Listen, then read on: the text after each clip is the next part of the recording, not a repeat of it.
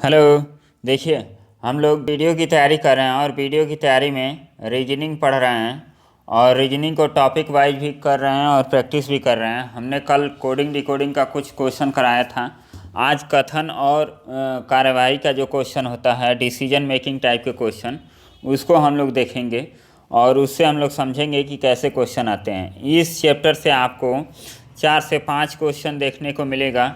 यदि नंबर में देखेंगे तो 10 से 12 क्वेश्चन, 12 नंबर तक ये टॉपिक आपका आता है। तो इसको हम लोग कैसे करेंगे, इसको आप लोग समझिए। और देखिए, कई लोग पूछ रहे थे कि सर रीजनिंग में मैथ के लिए कुछ इम्पोर्टेंट चैप्टर बता दीजिए। तो देखिए, मैथ के लिए जो बेसिक है इसका हम अलग से वीडियो बनाएंगे कि आप मैथ में क्या क्या पढ़ना ज़रूरी है, और उसको कोशिश हम करेंगे कि हम आपको टॉपिक वाइज में करा भी दें। तो देखिए, सबसे ज़रूरी है कि आपको परसेंटेज जानना ज़रूरी है। आप परसेंटेज को पढ़ लीजिए, प्रॉफिट लॉस को पढ़ लीजिए, और इसमें एज से रिलेटेड आपके कंफर्म है कि 1 से 2 क्वेश्चन आपके आएंगे एज से रिलेटेड। और भी डाटा सफिशिएंसी में जो क्वेश्चन बन सकते हैं तो उसको हम लोग देखेंगे। लेकिन ये 3 चैप्टर आप वीडियो के एग्ज़ाम देने जा रहे हैं तो रीजनिंग के लिहाज से आप लोग पढ़ लीजिएगा। एक एवरेज चैप्टर होता है, एवरेज, इसको भी आप लोग पढ़ लीजिएगा। तो ये जितने भी 4-5 चैप्टर हैं मैथ में जो रीजनिंग के लिहाज से इम्पॉर्टेंट हैं, जैसे हम लोग डीआई पढ़ते हैं, डाटा इंटरप्रिटेशन का क्वेश्चन जो आता है उसमें अनुपात समानुपात से भी क्वेश्चन आ जाते हैं। और उसको, ये चैप्टर है मैथ में रेशियो एंड प्रोपोर्शन, तो इसको हम लोग देखेंगे। डीआई हम अलग से चैप्टर वाइज करेंगे, 10-15 क्वेश्चन करा देंगे तो आप लोगों को आइडिया मिल जाएगा। तो चलिए, आज का जो टॉपिक है उसको हम लोग कंफर्म करते हैं और देखते हैं कि इसमें क्वेश्चन कैसे देते हैं। सबसे पहले देखिए, इसमें करना क्या होता है। ये बैंकिंग लेवल का क्वेश्चन है जितना भी हम सॉल्व करा रहे हैं। और ये जो बुक हमने एक बताया था आपको, केपी सिंह की जो बुक आती है उनसे ये सारे क्वेश्चन लिए गए हैं। तो देखिए, इसमें 5 ऑप्शन दिए गए हैं, लेकिन जो वीडियो के एग्ज़ाम में आएगा केवल 4 ऑप्शन आपको देगा। कथन 1 सही है, कथन 2 सही है, कथन 1 या 2 सही है, कथन 1 या 2 दोनों सही नहीं हैं। तो इस तरह से आपके 4 ही ऑप्शन आते हैं। वीडियो के एग्ज़ाम में आपके 5वां ऑप्शन नहीं आएगा। लेकिन जो बैंक का एग्ज़ाम आप लोग देने जाएंगे तो उसमें 5 ऑप्शन रहता है। हर एग्ज़ाम में 4 ऑप्शन रहता है, लेकिन बैंक के एग्ज़ाम में 5 ऑप्शन रहता है। तो आइए हम लोग पहला क्वेश्चन देखते हैं डिसीजन मेकिंग का, और इसको हम लोग सॉल्व करने की कोशिश करते हैं। आप लोग जब भी इस क्वेश्चन को देखिए तो आप वीडियो को पॉज करके थोड़ा गेस कीजिए कि क्या आंसर हो सकता है। उसके बाद आप एक्सप्लेनेशन देखेंगे तो काफ़ी अच्छे से आप गेन कर पाएंगे। यहाँ देखिए, कथन दिया है, यहाँ पे कथन दिया है, रेलवे पुलों की स्थिति के निर्धारण के लिए पारस्परिक जांच की पद्धति प्रभावी नहीं है। इसके लिए परिणाम स्वरूप दुर्घटनाओं की संख्या में वृद्धि हो जा रही है। इसके कहने का मतलब क्या है कि जो रेलवे की जो पुलें हैं, जो आप पुलें देखते होंगे नदी के ऊपर, तालाब के ऊपर, या तालाब के ऊपर तो नहीं होता है, नदी के ऊपर, छोटे नाला नाली के ऊपर जो बनाया जाता है रेलवे पुल, वो काफ़ी पुराने हो गए हैं। और उसके चलते जो दुर्घटनाएं होती हैं तो उनमें हमें क्या करना चाहिए, जो ऑफिसर हैं उनको क्या करना चाहिए, ये डिसीजन मेकिंग का क्वेश्चन होता है। कार्यवाही का मतलब कि इसके खिलाफ एक्शन क्या लिया जाना चाहिए, इसको हमें बताना होता है और इसको सोच समझ के हमें डिसीजन दिया जाता है। देखिए, इसमें करना क्या है, 2 ऑप्शन आपके दिए गए हैं, 2 आपके कार्यवाही दिए गए हैं और इसमें से आपको बेस्ट चुनना है, देखना है कि क्या हो सकता है। अब पहला देखिए, जीर्ण शीर्ण। जीर्ण शीर्ण का मतलब होता है बहुत पुराना, और जिन पुलों की पिछले 10 साल से मरम्मत नहीं हुई है उन्हें तत्काल नष्ट कर दिया जाना चाहिए। तो ये हो सकता है कि जो पुराने पुल हो गए हैं उनको क्या कर दिया जाए, नष्ट कर दिया जाए, उनके स्थान पर नए पुलों को बनाया जाए। सेकंड क्या है, पुलों की स्थिति की जांच और उनकी मरम्मत के लिए तुरंत कार्रवाई करने के लिए सरकार द्वारा आधुनिक पुल निरीक्षण उपकरण सहित आवश्यक प्रशिक्षित कर्मियों को तैनात किया जाना चाहिए। अब इसमें देखिए, जो दोनों एक्शन लिया जा रहा है वो कहीं ना कहीं सही है कि जो पुराने पुल हो गए हैं रेलवे ट्रैक के, उनको क्या किया जाए, या तो उनको नष्ट कर दिया जाए या उनकी अच्छे से मरम्मत कर दी जाए, ताकि उस पर जो रेलगाड़ियाँ चलें वो दुर्घटनाग्रस्त न हो पाएँ और अच्छे से सुचारू रूप से काम चलता रहे। तो ये भी हो सकता है और ये भी हो सकता है। इसमें आप ऑप्शन देखेंगे तो ऑप्शन नंबर आपका ई सही होगा। इसमें दोनों कार्यवाहियाँ क्या हैं, आपका सटीक बैठती हैं और दोनों कार्यवाहियाँ की जा सकती हैं। अब नेक्स्ट देखिए, नेक्स्ट में क्या है, यहाँ पे इंटरनेट जैसी परिष्कृत प्रौद्योगिकी के प्रयोग से बैंकों में की जाने वाली धोखाधड़ी की संख्या 2 गुनी हो गई है। अब देखिए, इंटरनेट से हम सब जानते हैं कि आजकल जो इंटरनेट के माध्यम से जो बैंकों में कार्रवाई हो रही है, जैसे मनी ट्रांसफ़र हो गया, हर दुकान पे जाते हैं, पेटीएम कर देते हैं, फ़ोनपे, गूगल पे, ये सब आम हो गया है। तो इसके चलते मार्केट में फ्रॉड ऐप भी आ गए हैं, जिसकी वजह से क्या हो रहा है, लोगों को नुकसान उठाना पड़ रहा है और जो उसमें चालाक लोग हैं वो काफ़ी ज़्यादा फ़ायदा उठा रहे हैं। तो ऐसे लोगों को क्या करना चाहिए, उन पे बैन लगाना चाहिए, उनको रोकना चाहिए, उनको कड़ी से कड़ी सज़ा देनी चाहिए। तो देखिए इसमें कार्यवाही में क्या कहा गया है। ऐसे अपराधों से निपटने के लिए सरकार को कानून का प्रवर्तन करने वाले कर्मियों को तात्कालिक प्रशिक्षण देना चाहिए। देखिए, ये कर्मी जो ऐसे अपराधों से निपटने के लिए सरकार को कानूनों का प्रवर्तन करने वाले कर्मियों को तकनीकी प्रशिक्षण देना चाहिए। दूसरा क्या है, ऐसी धोखाधड़ियों को रोकने के लिए बैंकों को कठोर जांच और प्रणालियों को लागू करना चाहिए। अब देखिए, ये जो ऑप्शन है ये वाला ज़्यादा सही है पहले वाले से। अब पहला वाला क्या है, पहले वाले में भी कुछ हो सकता है कि जो भी टेक्नोलॉजी है बैंकिंग में, जो इंटरनेट माध्यम से कर्मियों को क्या करना चाहिए, उनको थोड़ा प्रशिक्षण देना चाहिए कि उनको कैसे ऑपरेट करना है, कैसे नहीं करना है। लेकिन ये भी क्या है कि ऐसी धोखाधड़ियों को रोकने के लिए बैंकों को कठोर जांचों तथा प्रणालियों को लागू करना चाहिए। इसमें कोई भी धोखाधड़ी होती है तो उसकी अच्छे से जांच की जाए और उसमें जो खामियां रह गई हैं उसको हम लोग फिर से सुचारू रूप से चलाएं। तो ये ऑप्शन आपका ज़्यादा सही हो रहा है कि ऐसी खामियों को हम लोग देखें। और इसको हम लोग कैसे इग्नोर कर सकते हैं, देखिए इस समय जितने भी कर्मचारी आ रहे हैं बैंक में, तो आ रहे हैं या कोई भी कानून लाया जाता है तो पहले ही वहाँ की परिस्थिति को देख लिया जाता है कि उसके काबिल है कि नहीं है। वहाँ जितने भी स्टाफ रहते हैं पहले ही उनको ट्रेनिंग दी जाती है कि हाँ कैसे क्या करना है। यदि फिर भी कोई गड़बड़ी हो रही है तो फिर से उनको ट्रेनिंग दी जा सकती है। तो और उसके बाद यदि धोखाधड़ी होता है तो क्या करना चाहिए, उनमें कठोर जांच करनी चाहिए। जो भी कार्रवाई गलत कर रहा है उसके खिलाफ जांच होना चाहिए। उसको यदि जांच में वो सही पाया जाता है तो उसको निलंबित भी किया जाना चाहिए, सस्पेंड भी किया जाना चाहिए। यदि कोई खामी पाई गई है टेक्नोलॉजी में तो उसको भी सुधारना चाहिए। तो दूसरा ज़्यादा सही है, दूसरा एक्शन। तो ये इसमें दूसरा ऑप्शन आपका सही होगा। अब देखिए, बहुत तेज़ और लापरवाह बस ड्राइवरों पर जुर्माना लगाए जाने के बावजूद ड्राइवरों द्वारा ट्रैफिक नियमों का उल्लंघन करने की घटनाएं कम नहीं हुई हैं। अब देखिए, इसमें क्या कहा जा रहा है कि जो ड्राइवर हैं उन पे जुर्माना भी लगाया जा रहा है, फिर भी वो ट्रैफिक रूल को फॉलो नहीं कर रहे हैं। अब देखिए, जो लोग जुर्माना लगाने के बाद भी ट्रैफिक रूल को फॉलो नहीं कर रहे हैं, इसका मतलब कि वो जुर्माना ज़्यादा नहीं होगा या ऐसा उनको छोटा मोटा जुर्माना लग रहा होगा जिसकी वजह से उन लोगों का क्या मन बढ़ू टाइप का जो लोग कहते हैं, तो उस तरह के ड्राइवर हो गए हैं। तो ऐसे ड्राइवरों को क्या करना चाहिए, और कठोर कार्रवाई करना चाहिए उनके खिलाफ जो भी इनका हो।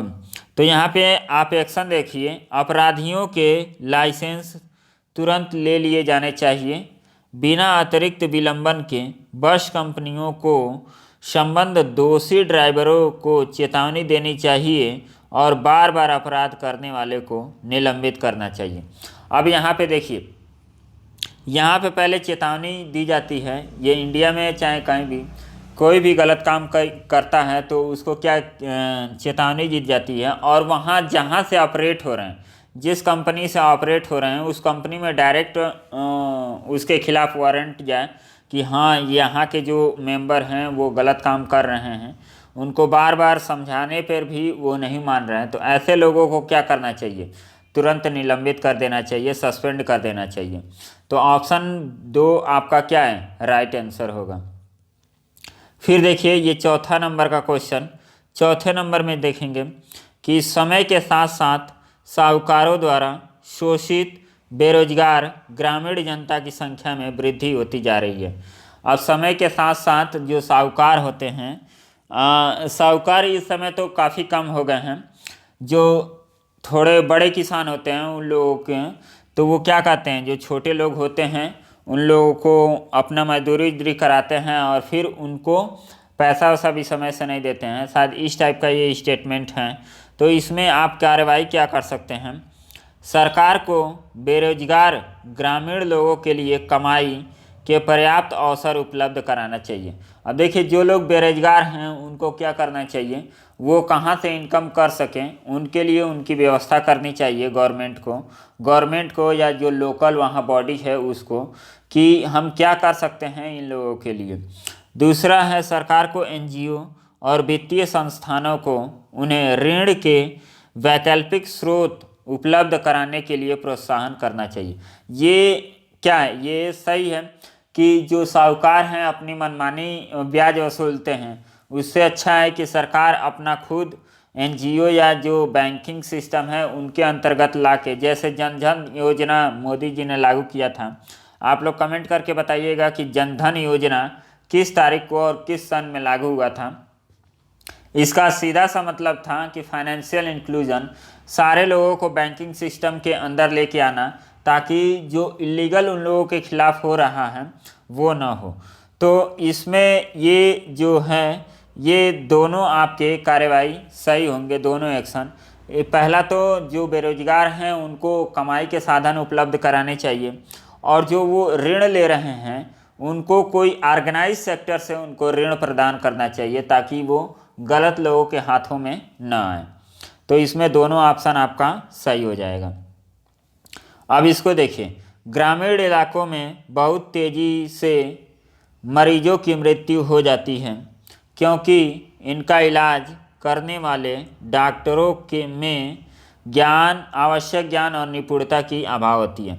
झोला छाप डॉक्टर आप लोग जानते ही होंगे कि जो गांव-गांव में घूम घूम के दवा करते हैं, या छोटे गांव में बैठ के वो अपना मार्केटिंग करते हैं, दवा करते हैं मनमानी तरह से, और वो ज़्यादा स्किल्ड भी नहीं होते हैं, कहीं कंपाउंडिंग का काम करते हैं और दवा बेचना स्टार्ट कर देते हैं, या कहीं मेडिकल स्टोर पे वो काम करते रहते हैं और उनके पास कोई स्किल नहीं है, वही गांव में आके दवा का भी काम करने लगते हैं। तो ऐसे लोगों को झोला छाप डॉक्टर कहते हैं, जिनके पास कोई स्किल नहीं होता है, और इनकी वजह से ये क्या होते हैं, कई सारे जो पेशेंट होते हैं उनको भारी दिक्कत का सामना करना पड़ता है। तो उनके लिए गवर्नमेंट को क्या सोचना चाहिए, या आप अपने तरीके से क्या सोच सकते हैं। दो आपको दिया गया है ऑप्शन। डॉक्टरों को डॉक्टरी प्रैक्टिस करने के लिए लाइसेंस जारी करने से पहले उनके लिए ग्रामीण क्षेत्र में काम करना अनिवार्य होना चाहिए। अब ये भी हो सकता है कि जो स्किल्ड डॉक्टर हैं उनको ग्रामीण क्षेत्रों में जाने के लिए बाध्य किया जाए, ताकि जब ग्रामीण क्षेत्र में अच्छे अच्छे डॉक्टर जाएंगे तो वहाँ क्या होगा, झोला छाप जो डॉक्टर हैं उनकी डिमांड कम होगी और लोगों को ये एक्सेसिबिलिटी होगी कि वो अच्छे डॉक्टर के पास चले जा सकें, और वो अपना काम अपना जो भी उनका रोग है या जो भी दिक्कत है वो शेयर कर सकें उनसे। उच्च जोखिम वाले ऑपरेशनों की सफलता सुनिश्चित करने के लिए ग्रामीण क्षेत्रों के अस्पतालों की बुनियादी सुविधाओं में सुधार किया जाना चाहिए। ये भी क्या है, ये भी सही है कि जो भी छोटे मोटे ऑपरेशन हो रहे हैं, या एक तरफ से कई जगह आप देखे होंगे कि एबॉर्शन के केसेस क्या होते हैं, ये झोला छाप डॉक्टर ही कर देते हैं, जिसकी वजह से महिलाएं कितनी मर जाती हैं। बच्चा तो उसमें एबॉर्शन में तो बच्चे को तो मार ही डालते हैं लोग। तो ये सब रिस्क जो कि स्किल्ड एक डॉक्टर होगा वो कभी ये स्टेप नहीं लेगा, क्योंकि ये इलीगल है इंडिया में एबॉर्शन। लेकिन ये लोग जो ढोला छाप डॉक्टर होते हैं ये क्या करते हैं, ये कर देते हैं, इनको कोई दिक्कत नहीं होता है। तो इसमें दोनों कार्रवाई क्या है, सटीक हैं और दोनों कार्रवाई आपका सही है। पहले तो जो डॉक्टर स्किल्ड डॉक्टर हैं इनको गांव में भेजना चाहिए, ताकि वहाँ की जो जनता है वो समझे कि हाँ जो डॉक्टर हैं वो कैसे रहते हैं, मतलब कि उनका इलाज एसेसिबल हो सके। और जो ऑपरेशन होते हैं गांव देहातों में उनको हम लोग एक वहाँ कस्बे में जो सामुदायिक स्वास्थ्य केंद्र होता है शायद, तो उसमें हम लोग करें कि सरकार को ऐसी फैसिलिटी उपलब्ध करानी चाहिए ताकि वहाँ जो जाए वो अच्छे से अपना इलाज करा सके, ऑपरेशन करा सके। चलिए अब हम लोग छठवां देखते हैं। छठवां में क्या है, आपूर्ति और मांग बेमेल होने के कारण स्थानीय बाजार में आम के भाव काफ़ी गिर गए हैं। आपूर्ति और मांग बेमेल होने के कारण स्थानीय बाजार में आम के भाव गिर गए हैं। आपूर्ति का मतलब कि उनको क्या किया जाता है,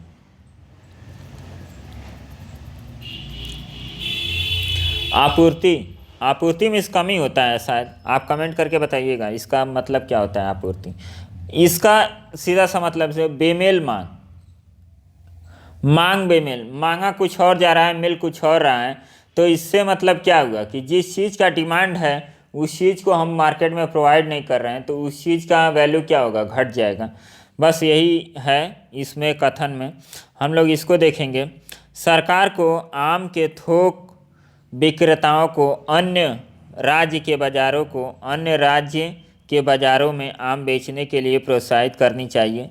ये देखिए, ये कुछ हद तक सही कार्रवाई है कि जैसे मान लीजिए कि इस क्षेत्र में एक पार्टिकुलर आम का डिमांड नहीं है, हो सकता है कि इस क्षेत्र में इस आम का यहाँ पे डिमांड हो, तो यहाँ के जो लोग हैं यहाँ भी जाके अपना बिजनेस कर सकते हैं, यहाँ के लोग यहाँ भी आके अपना बिजनेस कर सकें। इससे क्या होगा, एक्सेसिबिलिटी बढ़ेगी, दायरा बढ़ेगा, जिसकी वजह से उनके जो प्रोडक्ट हैं वो ख़राब भी नहीं होंगे और उचित मूल्य उनका दिया जा सकेगा ताकि वो अच्छे से अपना मार्केट कर सकें। दूसरा है, सरकार को किसानों को गूदा निकाल कर उसे थोक विक्रेताओं को बेचने के लिए प्रोत्साहित करना चाहिए। अब देखिए, किसान को गूदा निकाल कर मतलब ये जूस उसकी जो कंपनियां होती हैं वो क्या करती हैं, इसी टाइप का आम लेती हैं जिसमें गूदा ज़्यादा रहता है, रस ज़्यादा निकलता हो। तो आम का रस जो मिलता है वो क्या होता है, अपेक्षाकृत ज़्यादा महंगा मिलता है। तो इस टाइप के जो बिजनेस होते हैं तो इसमें भी अच्छा खासा प्रॉफिट होता है। तो ये दोनों काम किया जा सकता है, तो इसमें दोनों ये सही होगा। नेक्स्ट 7 नंबर, अत्यधिक फीस वृद्धि के विरोध में स्थानीय पब्लिक स्कूल के अधिकांश विद्यार्थियों के माता पिता ने स्कूल में अपने प्रतिपाल्यों का मतलब होता है बच्चे जो उनके हैं को निकाल लेने का निर्णय किया है। अब इसका मतलब क्या हुआ कि ये जो बच्चे पढ़ रहे हैं स्कूलों में वहाँ मनमानी तरीके से फ़ीस वसूला जा रहा है, जिसकी वजह से जिनकी क्षमता नहीं है कि हाँ स्कूल में पढ़ा सके, कॉन्वेंट स्कूल जो टाइप के बनते हैं इंग्लिश मीडियम, आजकल तो बिजनेस बन गया है और फीस मनमानी लेते हैं। छोटे छोटे बच्चों को जो LKG UKG में बच्चे होते हैं एडमिशन फ़ीस ही 25,000 रुपया ले लेते हैं एक छोटे से शहर में। तो काफ़ी ज़्यादा इस समय मार्केटिंग हो गई है, एजुकेशन एक तरह से व्यापार हो गया है। तो इसमें हम लोग गवर्नमेंट को क्या करना चाहिए उसके बारे में हम लोग देखते हैं। अब देखिए, स्कूल प्राधिकरण को माता पिता के साथ बातचीत शुरू करनी चाहिए और किन परिस्थितियों में फ़ीस बढ़ानी पड़ी यह समझाना चाहिए। अब देखिए, ये भी हो सकता है कि हाँ फ़ीस हम क्यों बढ़ा रहे हैं। आजकल तो कॉन्वेंट स्कूल में चले जाइए तो वहाँ कोई बात ही नहीं करता है आपसे सही से। यदि आपका कोई स्टेटस नहीं है और आप एक आम आदमी के रूप में जा रहे हैं स्कूल में तो वहाँ कुछ बात नहीं होती है। सेकंड देखिए, यदि स्कूल से बड़ी संख्या में विद्यार्थियों को निकाल लिया जाता तो स्कूल प्राधिकरण को तत्काल रिक्तियों को भरने के लिए नए विद्यार्थियों की खोज करनी चाहिए। ये तो फर्जी है। इसमें यही ऑप्शन आपका ज़्यादा सटीक बैठ रहा है कि इसमें क्या करना चाहिए, जो फीस बढ़ा रहे हैं उनका रीज़न बताएं लोगों को कि क्यों फीस बढ़ाया जा रहा है इतना, आखिर उसका पर्पज़ क्या है फीस बढ़ाने का, जिससे जो गार्जियन हैं वो लोग भी संतुष्ट होंगे कि हाँ फीस इस वजह से बढ़ाया जा रहा है, तो इससे काफ़ी उनको राहत मिलेगी और वो भी समझेंगे। नेक्स्ट क्वेश्चन देखिए 8 नंबर।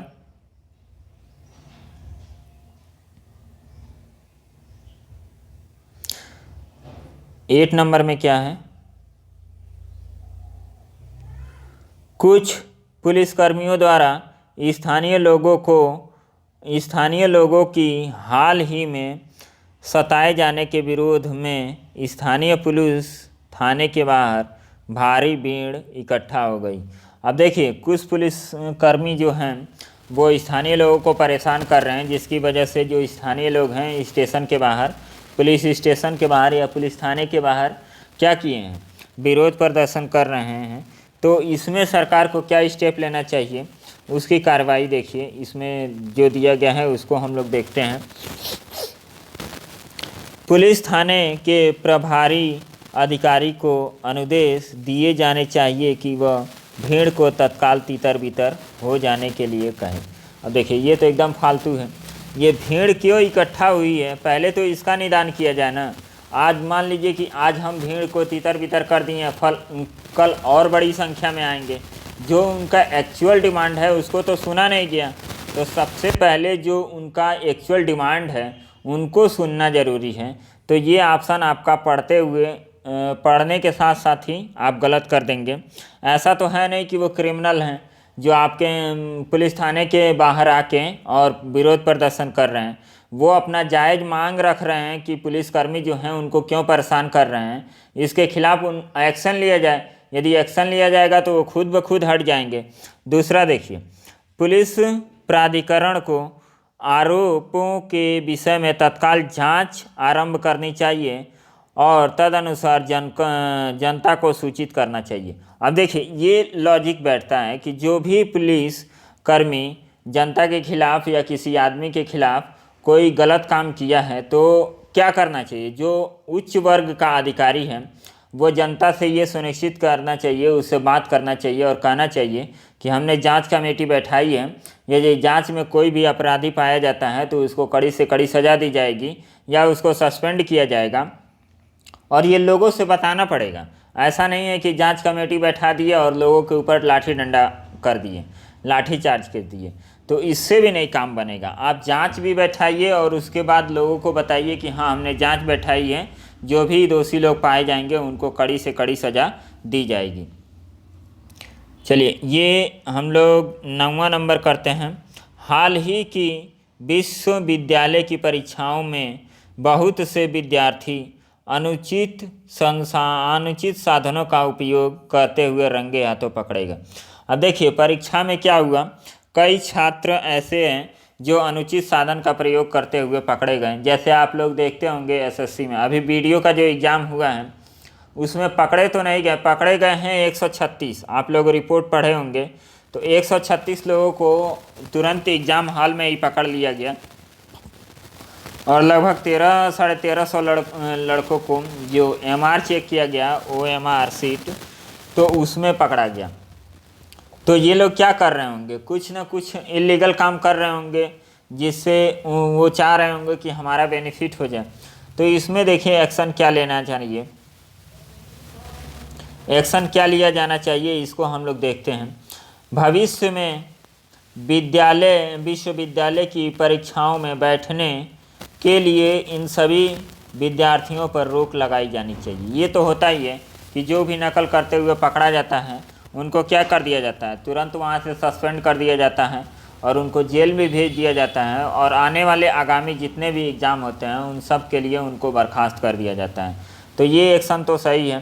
फिर अनुचित साधनों का उपयोग करते पकड़े गए विद्यार्थी पुलिस के सुपुर्द कर दिया जाना चाहिए। ये फर्जी है, इसका कोई मतलब नहीं है। पता चलेगा जो स्टूडेंट है वो बाहर, उसका एक और गार्जियन है पैसा लेके बाहर खड़ा है और पुलिस को पैसा दे दिया तो वो लड़का छूट गया।